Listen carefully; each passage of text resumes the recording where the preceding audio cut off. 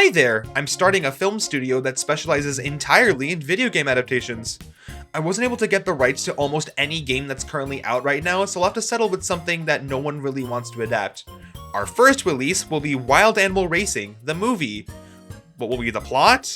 How about a movie where an underground crime ring is assassinating the racers, and the ones that survive must find and stop whoever is behind it in this mafia thriller?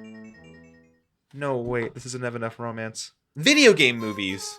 Infamous for being bad until they suddenly became not bad, video games being adapted into visual mediums is something that has been tried since their rise in popularity.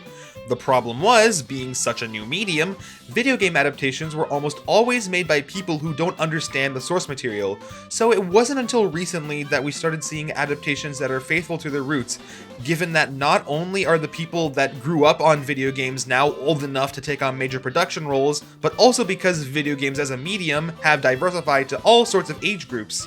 It's for kids. This trend of good video game adaptations seems to have started with 2019's Detective Pikachu, followed by a stream of other good video game movies and shows, whether it be Angry Birds, Sonic, and most recently, The Last of Us. But now, another video game icon is throwing their hat into the ring. That's right, it's Tetris. Oh, and Mario too. When it was first revealed that Illumination, the studio behind Despicable Me, The Minions, and the cult classic Hop, was going to be the main studio behind the production of the Super Mario Bros. Movie, everyone was immediately skeptical about the direction the movie was going to take. Illumination is notorious for playing it safe with its movies, relying on unremarkable plots and childish writing, made up for by really powerful marketing that sells the movies to customers. These suspicions were not helped when the star-studded voice cast was revealed, including people like Chris Pratt, Jack Black, and Seth Rogen voicing major characters in the movie. It got even worse when people found out that Aaron Horvath and Michael Jelenic, both people known for their work on Teen Titans Go during the peak of its hate, were the directors of the movie. It seemed like all circumstances were pointing towards this movie being a complete failure.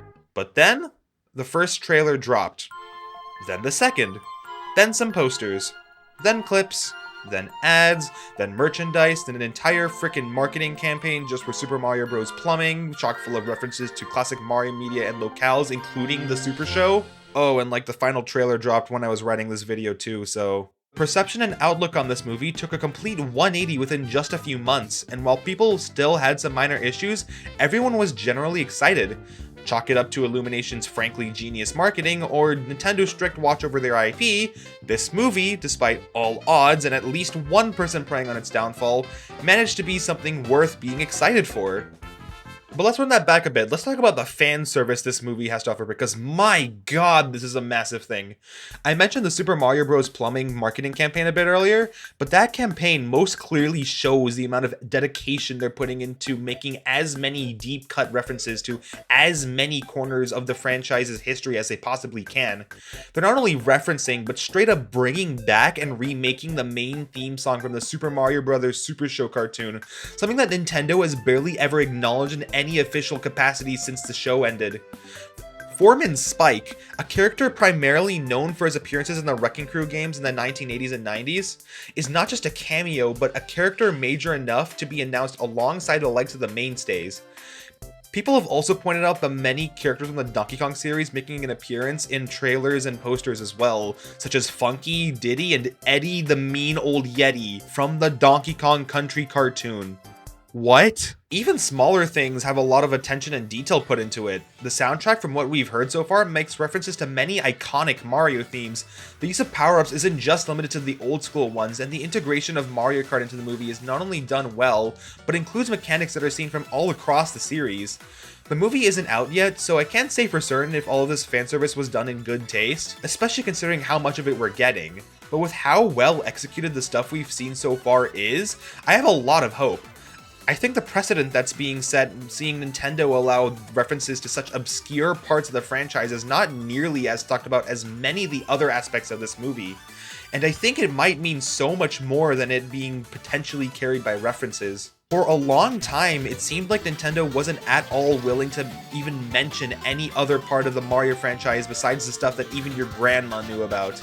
You can have Rosalina, but God forbid you give that Toad a pair of glasses. It's even gone to a point where people have full-on conspiracies as to how Nintendo is taking away all the side characters to ensure that they're forgotten about when no, it's just because they want to make the IP as approachable and simple as possible.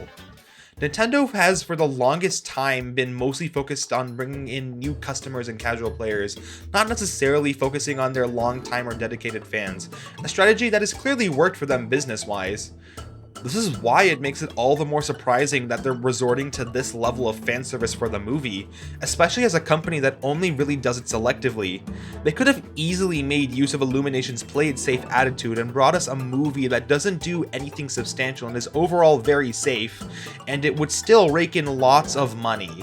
However, Nintendo seems to want to do something much bigger than what Illumination usually does.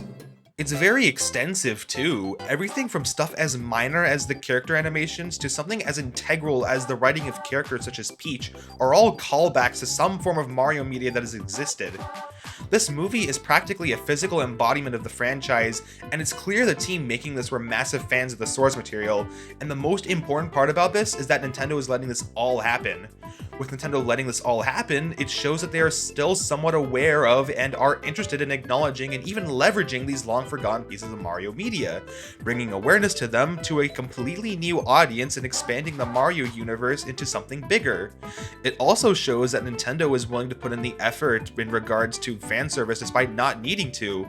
Unlike a series like Sonic the Hedgehog, Mario doesn't need to rely nearly as much on super dedicated fans such as you or me, meaning that they can rely heavily on casuals. This is part of the reason why Nintendo was super willing to play it safe for the longest time. If this movie is a success, it would show Nintendo that not only is there more interest than ever in the franchise, but also that there is a lot of interest in seeing the world that these characters live in be expanded upon. To see more classic moments and ideas being pulled from and renewed for the modern day, it would show them that while yes, it is a good idea to keep bringing in the new fans, it would also be a good idea to give the dedicated longtime fans of the series something to enjoy from time to time as well.